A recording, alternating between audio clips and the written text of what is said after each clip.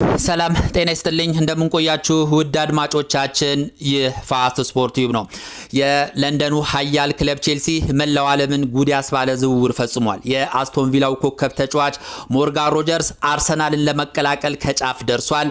ልጁም አርሰናልን መርጧል። ሮጀርስ አርሰናልን መቀላቀሉ የተረጋገጠ ነው እየተባለ በየሚዲያውና በየጋዜጣው አዋጅ ሲነገር ነበር።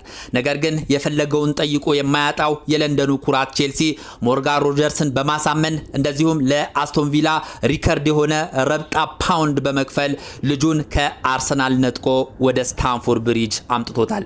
ሞርጋን ሮጀርስ ለቼልሲ ለመፈረም ከተስማማና እነ ፋብሪዚዮ ሮማኖም ይፋ ካደረጉት በኋላ በየሶሻል ሚዲያው በየማህበራዊ ገጾች ዓለምን ያነጋገረ ጉዳይ ሆኗል። ቼልሲ በሊጉ 10ኛ ሆኖ አጠናቋል። በቀጣይ ዓመት የአውሮፓ ሻምፒየንስ ሊግ ላይም አይሳተፍም። ያም ቢሆን ግን ሞርጋን ሮጀርስ ከአርሰናል ይልቅ ቼልሲን መርጧል።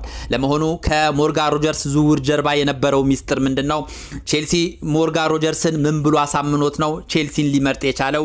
እንደዚሁም የሞርጋን ሮጀርስ ዝውውር ለምን ለቼልሲ ምን አንደምታለው? የዓለም የእግር ኳስ አፍቃሪያን በዚህ ዝውውር ላይ ምን አሉ የሚለውን ጉዳይ በስፋት እንመለከታለን። ከዚህ ዝውውር ጋር በተያያዘ የቀድሞ የቼልሲ ሌጀንድ ተጫዋች ጆብ ኦቢ ሚኬል አነጋጋሪ ሐሳብ ሰጥቷል።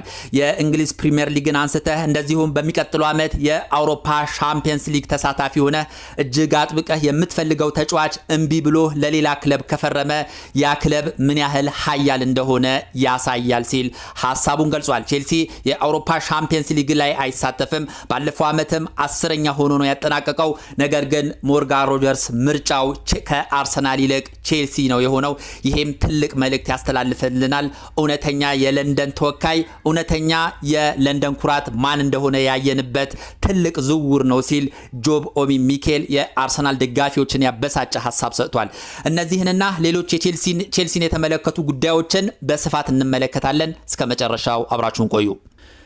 የለንደኑ ኃያል ክለብ ቼልሲ 117 ሚሊዮን ፓውንድ በመክፈል ሞርጋን ሮጀርስን ወደ ስታንፎርድ ብሪጅ ለማምጣት ከአስቶን ቪላ ጋር እንደዚሁም ከራሱ ከሞርጋን ሮጀርስ ጋር ስምምነት ላይ ደርሷል። አሁን ላይ ሞርጋን ሮጀርስ በአሜሪካ ነው የሚገኘው። ለእንግሊዝ ብሔራዊ ቡድን እየተጫወተ ይገኛል። በመጪው ሰኞ ማለትም ነገ በቀጥታ ወደ እንግሊዝ ለንደን በመምጣት የሕክምና ምርመራውን አጠናቆ ለቼልሲ በይፋ ይፈርማል ተብሎ ይጠበቃል። ቼልሲ ለዚህ ተጫዋች 117 ሚሊዮን ፓውንድ ያህል የሚያወጣ ይሆናል። ይህም በቼልሲ ታሪክ ውስጥ ሪከርድ የሆነ ክፍያ ይሆናል ማለት ነው። ቼልሲ ከዚህ በፊት ለሶስት ተጫዋቾች ሪከርድ የሆነ ገንዘብ አውጥቷል።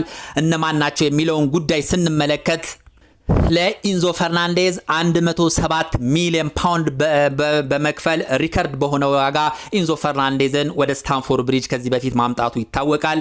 በሁለተኛ ደረጃ ሞሰስ ካይሴዶ ነው 115 ሚሊዮን ፓውንድ ለብራይተን በመክፈል እንደዚሁ ሪከርድ በሆነ የክለብ ዋጋ ወደ ስታንፎርድ ብሪጅ አምጥቶታል። አሁን ላይ እንግዲህ የቼልሲ ቀዳሚው ባለ ሪከርድ ተጫዋች ሞርጋን ሮጀርስ ሆኗል። 117 ሚሊዮን ፓውንድ በመክፈል ማለት ነው። እነዚህ ሶስት ተጫዋቾች የቼልሲ እጅግ ከፍተኛ ወጪ አውጥቶባቸው ወደ ስታንፎርድ ብሪጅ ያመጣቸው ተጫዋቾች ናቸው። ቼልሲ እንግዲህ ከአርሰናል አፍ ላይ ነው ቼልሲ ነጥቆ ወደ ስታንፎርድ ብሪጅ ያመጣው። ለመሆኑ እንዴት ወደ ስታንፎርድ ብሪጅ ይህንን ተጫዋች ቼልሲ ሊያመጣው ቻለ? ባለቀ ሰዓት የተሰራው ድራማ ምንድነው የሚለውን ነገር ስንመለከት የመጀመሪያ ላይ የምናገኘው ኢራናዊው በቼልሲ ቤት ትልቅ ድርሻ ያለው በህዳድ ኤግባሊን እናገኛለን። ይሄ እንግዲህ ብዙዎቻችን የምናውቀው የቼልሲ ባለቤት ነው። ከፍተኛ ድርሻ ካላቸው የቼልሲ ባለቤቶች መካከል አንዱ ነው። ምንድነው ያደረገው? በመጨረሻ ሰዓት ማለት ነው በቀጥታ ይህ ኢራናዊ የቼልሲ ባለቤት በህዳድ ኤግባሊ ቀጥታ ወደ አስቶን ቪላ በማምራት ከአስቶን ቪላ ኃላፊዎች ጋር በዚህ ልጅ ዝውውር ጉዳይ ላይ መነጋገር ጀመረ። ምንድነው ያላቸው? በዚህ ልጅ ዝውውር በአጠቃላይ ስንት ነው የምትፈልጉት የሚል ቀላል ጥያቄ ጠየቃቸው። እነሱ ምንድነው ያሉት? በፊት 100 ሚሊዮን ፓውንድ ያህል ጠይቀውበት ነበረ። ነገር ግን የአርሰናል ልጁን በእጅጉ እንደሚፈልገው ስለተገነዘቡ አርሰናል እስከ 110 ሚሊዮን ፓውንድ የመክፈል ፍላጎት እንዳለውም የተገነዘቡ በመሆናቸው ልጁ ላይ ዋጋ በመጨመር ለሞርጋን ሮጀርስ ዝውውር 120 ሚሊዮን ፓውንድ እንፈልጋለን አሉት። ከዛ በኋላ ቤህዳድ ኢግባሊ ምንድነው ያለው? በቃ 3 ሚሊዮን ፓውንዱን ብቻ ቀንሱልኝ 117 ሚሊዮን ፓውንድ አሁኑኑ ከፍላችኋለሁ የልጁን ጉዳይ ጨርሱ አላቸው። አስቶን ቪላዎችም አይናቸውን አላሹም። ከአርሰናል ጋር የነበረውን አጠቃላይ ግንኙነት በማቋረጥ ለቼልሲ በ17 ሚሊዮን ፓውንድ ለመሸጥ ተስማሙ። ከዛ በኋላ ምንድነው ቤህዳድ ኢግባሊ ያደረገው? ቀጥታ ወደ ዣቪ አሎንሶ ደውሎ የምትፈልገውን ተጫዋች ዝውውር ጨርሼልሃለሁ፣ አሁን ካንተ የሚጠበቀው ልጁን ማሳመን ብቻ ነው፣ ሜዳውም ይኸው ፈረሱም ይኸው በማለት ለዣቪ አሎንሶ ቤህዳድ ኢግባሊ ያሳውቀዋል። ከዛ በኋላ ዣቪ አሎንሶ ቀጥታ የሞርጋን ሮጀርስ ወኪል ጋር ነው የደወለው። የሞርጋን ሮጀርስ ወኪል ቀጥታ ከሞርጋን ሮጀርስ ጋር አገናኘው። ዣቪ አሎንሶና ሞርጋን ሮጀርስ በቀጥታ ማውራት ጀመሩ። እንግዲህ እንደምታውቁት ሞርጋን ሮጀርስ አሁን ላይ እንግሊዝ ነው የሚገኘው፣ አሜሪካ ነው የሚገኘው። የዓለም ዋንጫ ላይ ከእንግሊዝ ጋር እየተጫወተ ይገኛል። ከአሎንሶ ጋር ረጅም ሰዓት እንዳወሩ ነው የተገለጸው። ለሁለት ሰዓታት ያህል በጣም ሰፊ ውይይት ማድረግ ቻሉ። ዣቪ አሎንሶ ስለ ፕሮጀክቱ ሁኔታ፣ በቀጣይ ቼልሲ ስለሚያደርጋቸው ነገሮች ግልጽ የሆነ አቋሙን እንደዚሁም በአጠቃላይ ቼልሲ ፕሮጀክት ምን እንደሚመስል በግልጽ አሳወቀው። ሞርጋን ሮጀርስም በጥሞና የዣቪ አሎንሶን የፕሮጀክት ሁኔታ ከተከታተለ በኋላ በቃ ለቼልሲ ለመጫወት ወስኛለሁ፣ ከአርሰናል የነበረኝም ነገር አቆማለሁ ሲል ለዣቪ አሎንሶ ማረጋገጫ ሰጠ። ዣቪ አሎንሶ እዚህ ጋር ላይ ትልቅ ሚና ተጫውቷል። ሞርጋን ሮጀርስ አርሰናል የመግባት ፍላጎት እንደነበረው እንግዲህ ይታወቃል። ነገር ግን ዣቪ አሎንሶ ይህንን ተጫዋች በአስተማማኝ ሁኔታ በማሳመን ለቼልሲ እንዲፈርም ማድረግ ችሏል ማለት ነው። ይሄ የአሎንሶ ብቃት ነው የሚያመለክተው። ምክንያቱም ቼልሲ በቀጣይ ዓመት የአውሮፓ ሻምፒየንስ ሊግ ላይ አይሳተፍም። እንደዚሁም በፕሪሚየር ሊጉ 10ኛ ሆኖ ነው ያጠናቀቀው። ይሄ እንግዲህ ትልቅ ቻሌንጅ ነበር። ምክንያቱም ማንኛውም ክለብ የአውሮፓ ሻምፒየንስ ሊግ ላይ የሚሳተፍ እንደዚሁም ዋንጫዎችን የበላ በቅርብ ዓመታት ዋንጫን ያነሳ ክለብ ሄዶ መጫወት ይፈልጋል። ነገር ግን ዣቪ አሎንሶ በጥሩ ሁኔታ በማሳመን ልጁን ወደ ስታንፎርድ ብሪጅ እንዲመጣ ያደርጓል ማለት ነው። እዚህ ጋር ዣቪ አሎንሶ በእጅጉ ሊመሰገን ይገባል።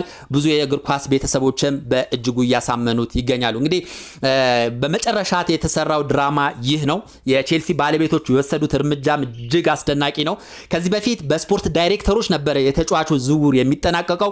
ነገር ግን ኢግባሊ የቼልሲ ደጋፊዎችን ማስደሰት እንዳለበት ስለተገነዘበ ቀጥታ በአካል ሄዶ ነው እንግዲህ የአስቶን ቪላ ባለቤቶችንና ባለሀብቶችን ስንት ልክፈላችሁ በማለት የጠየቁትን ያህል ገንዘብ በመክፈል የቼልሲ ደጋፊዎችን ለማስደሰት ወደ ስታንፎርድ ብሪጅ ልጁ እንዲመጣ ያደረገው ማለት ነው።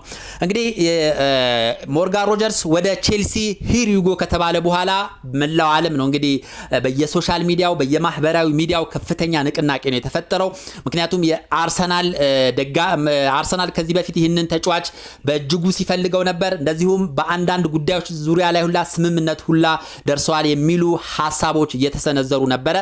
ከዛ በኋላ እንግዲህ ሂር ዊ ጎ ወደ ቼልሲ ከተባለ በኋላ በርካቶች የተለያየ ሀሳብ እየሰጡ ይገኛሉ። በተለይ የአርሰናል ደጋፊዎች ክፉኛ ሲበሳጩ ተመልክተናል። በአንጻሩ የቼልሲ ደጋፊዎች ደስታቸውን ሲገልጹ ተመልክተናል። ምክንያቱም ያልተጠበቀ ሰርፕራይዝ የሆነ ዝውውር ነው የተደረገው። ሞርጋን ሮጀርስ ባለፉት 3 ዓመታት በአስቶን ቪላ ቤት አስደናቂ ብቃታቸውን ካሳዩ ተጫዋቾች መካከል አንዱ ነው። አስቶን ቪላ በተነሳ ቁጥር ሞርጋን ሮጀርስ በቀዳሚነት የሚጠቀስ ተጫዋች ነው። አስቶን ቪላ የአውሮፓ ሻምፒየንስ ሊግ በተደጋጋሚ እንዲሳተፍ፣ በእንግሊዝ ፕሪሚየር ሊግ ቀጥተኛ ተፎካካሪ እንዲሆን፣ እንደዚሁም በኢሮፓ ሊግ ዋንጫዎችን እንዲያነሳ በማድረግ ረገድ የተጫወተው ሚና እጅግ ከፍተኛ ነው። እንደዚሁም የሚያሳየው ብቃት በየቀኑ የሚያድግ የሚጨምር ነው። በ3 ዓመታት ውስጥ በየዓመቱ የተለያዩ መሻሻሎችን ሲያደርግ የተመለከትነው ተጫዋች ነው። ለምሳሌ በ2024 የውድድር ዓመት 10 ጎል ማስቆጠር ችሏል። እንደዚሁም 9 ኳሶችን አሲስት አድርጓል። በ2025 ከዓመታት በኋላ ፐርፎርማንሱን በማሻሻል 14 ጎል ለአስቶን ቪላ ማስቆጠር ችሏል። እንደዚሁም 13 ጎል አሲስት ማድረግ ችሏል። ለጎል የሚሆን ኳስ በቀጥታ ማቀበል ችሏል። እንደዚሁም በ2026 ባለፈው ዓመት ማለት ነው ለአስቶን ቪላ 55 ጨዋታዎችን አድርጎ 14 ጎል ማስቆጠር ችሏል። 11 ጎል እንደዚሁ ለጎል የሚሆን ኳስ ማቀበል ችሏል። ልጁ በየዓመቱ እየተሻሻለ የሚመጣ ተከላካዮች የሚፈሩት አስደናቂ ተጫዋች ነው። ለቼልሲም በእጅጉ ቼልሲን ይጠቅማል ተብሎ ይጠበቃል። በአስቶን ቪላ በ3 ዓመት ውስጥ ብቻ 38 ያህል ጎል አስቆጥሯል። ማወቅ ያለብን ነገር ይሄ ልጅ ፒውር አጥቂ አይደለም። ከኋላ ተደርቦ እንደዚሁም አንዳንዴም በክንፍ በኩል የሚጮት ተጫዋች ነው። ያም ሆኖ 38 ጎል ማስቆጠር ችሏል። እንደዚሁም 33 ለጎል የሚሆኑ ኳሶችን አመቻችቷል። ስለዚህ የዚህ ልጅ ወደ ቼልሲ መምጣት ለቼልሲ በሚቀጥለው ዓመት ቀጥታ ለዋንጫ እንዲፎካከር ከነ ፓልመር ጋር በጥሩ ሁኔታ የሚዋሃድ ከሆነ ቼልሲ በሚቀጥለው ዓመት አስፈሪና ለዋንጫ የሚፎካከር ክለብ ያደርገዋል። ቼልሲ ፉትቦል ክለብ ዝውውሮችን በመጥለፍ ይታወቃል። ተጫዋቾችን ባለቀ ሰዓት በማሳመን ወደ ስታንፎርድ ብሪጅ የማምጣት ሰፊ ልምድ አለው። ከዚህ በፊት ሞሰስ ካይሴዶ ወደ ሊቨርፑል አቅንቷል። ኢቨን እነ ፋብሪዚዮ ሮማኖ ሄር ዩጎ ወደ ሊቨርፑል ብለው ሁላ ዘግበው ነበር። ነገር ግን ቼልሲ ተጫዋቾቹን በግል በማሳመን አስደናቂ የማሳመን ብቃት በመጠቀም እንግዲህ ወደ ቼልሲ የማምጣት ሰፊ ልምድ ያለው ክለብ ነው። እዚህ ሞርጋን ሮጀርስም ላይ የተጠቀመው ያንኑ ሐሳብ ነው። የአሎንሶ ልዩ የማሳመን ብቃት ልጁን ወደ ስታንፎርድ ብሪጅ እንዲመጣ አድርጎታል። ከዚህ ዝውውር ጋር በተያያዘ የቀድሞ ሌጀንድ ተጫዋች ጆን ኦቢ ሚኬል ሐሳቡን አጋርቷል። በልጁ ዝውውር ዙሪያ ላይ አጠቃላይ ሐሳቡን ሲሰጥ ምንድነው ያለው? አርሰናል ባለፈው ዓመት ዋንጫ በልቷል። እንደዚሁም በቀጣይ ዓመት የአውሮፓ ሻምፒየንስ ሊግ ተሳታፊ ነው። ነገር ግን ሞርጋን ሮጀርስ የመረጠው ቼልሲ ነው። ይህም ቼልሲ ምን ያህል ሀያል ክለብ እንደሆነ የለንደን ኩራት እንደሆነ ያሳያል ሲል ጆን ኦቢ ሚኬል ሐሳቡን ገልጿል። ተጫዋቾች የአንድ ዓመት ውጤት ብቻ አይደለም የሚመለከቱት ሲል እንደዚህ ጠንካራ ሐሳቡን አጋርቷል። ይህን ያለበት ምክንያት ለምንድነው? አርሰናሎች እኛ የአውሮፓ ሻምፒየንስ ሊግ የፍጻሜ ተፋላሚ ነበርን፣ የእንግሊዝ ፕሪሚየር ሊግ አሸንፈናል፣ ጠንካራ ስኳድ ያለን ቲም ነን። ስለዚህ የጠየቅነው የትኛውም ተጫዋች የማምጣት ብቃቱም ኃይሉም አለን እያሉ ሲደነፉ ነበረ፣ ሲያወሩ ተመልክተናል። ለዚህም ይመስላል እንግዲህ ጆን ኦቢ ሚኬል ተጫዋቾች የአንድ ዓመት ስኬትን ብቻ አይመለከቱም፣ የቀጣይ ዓመት ስኬትን ይመለከታሉ። ከዚህ በፊትም እንደዚሁ ክለቡ ያሳለፈውን ተግባር ይመለከታሉ። ስለዚህ አርሰናሎች በአንድ ዓመት ስኬት ብቻ ሊኩራሩ አይገባም። ሞርጋን ሮጀርስም የወሰነው ይህ ነው ሲል እንግዲህ ሐሳቡን ገልጿል። ምንድነው ያለው? ተጫዋቾች የአንድ ዓመት ውጤት ብቻን አይመለከቱም። የሚመለከቱት አንደኛ የፕሮጀክት ጥራትን ነው፣ ሁለተኛ የአሰልጣኙን ብቃት ይመለከታሉ፣ ሶስተኛ የክለቡን ራዕይ ይመለከታሉ። በአንድ ዓመት ስኬት ብቻ አይደለም ክለቦችን የሚመርጡት ሲል ጠንካራ ሐሳቡን ገልጿል። ሞርጋን ሮጀርስ የተመለከተው የቼልሲ ራዕይ ነው፣ የቼልሲን ፕሮጀክት ነው፣ የአሰልጣኙን ብቃት ተመልክቶ ነው አርሰናልን በመክዳት ቼልሲ ሊቀላቀል የወሰነው ሲል ሐሳቡን ገልጿል። የቀድሞ የቼልሲ ወሳኝ ተጫዋች ጆን ኦቢ ሚኬል ሐሳቡንም በማጠናከር ምንድነው ያለው? ሊጉን አሸንፈህ እንደዚሁም ደግሞ የአውሮፓ ሻምፒየንስ ሊግን አንስተህ ነገር ግን 10ኛ የጨረሰ ክለብ እንደዚሁም የአውሮፓ ሻምፒየንስ ሊግ ላይ የማይሳተፍ ክለብ በጥብቅ የምትፈልገውን ተጫዋች የሚቀማህ ከሆነ ይሄ መልእክቱ ትልቅ መልእክት አለው። ምን ማለት እንደሆነ ግልጽ ነው። ቼልሲ የዓለማችን ሀያል ክለብ ነው፣ የእንግሊዝ ኩራትም ነው። የዚህ ልጅ ዝውውር የሚያመለክተው ይህንኑ ነው ሲል ሐሳቡን ገልጿል። ቼልሲ እንግዲህ ማስደመሙን ቀጥሏል። ከዚህ በፊት እነ ማርኮ ፓሌስትራን አስፈርሟል። አሁን ሞርጋን ሮጀርስን፣ ከዚህ በኋላም አንድ ወሳኝና ልምድ ያለው ተጫዋችን ማምጣት ይፈልጋል። ስለዚህ በሚቀጥለው ዓመት በዣቪ አሎንሶ ስር ቼልሲ ቀጥተኛ የዋንጫ ተፋላሚ በመሆን የሊጉ አስፈሪ ክለብ ይሆናል ተብሎ ይጠበቃል። በአጠቃላይ እንግዲህ ልጁን በተመለከተ የሞርጋን ሮጀርስን ዝውውር በተመለከተ የተነሱ ዋና ዋና ሐሳቦች እነዚህ ናቸው። ሌሎች ተጨማሪ መረጃዎች ሲኖሩ እየመጣው የማጋራችሁ ይሆናል። ስለነበረን ቆይታ እጅግ አድርጌ አመሰግናለሁ። መልካም ጊዜ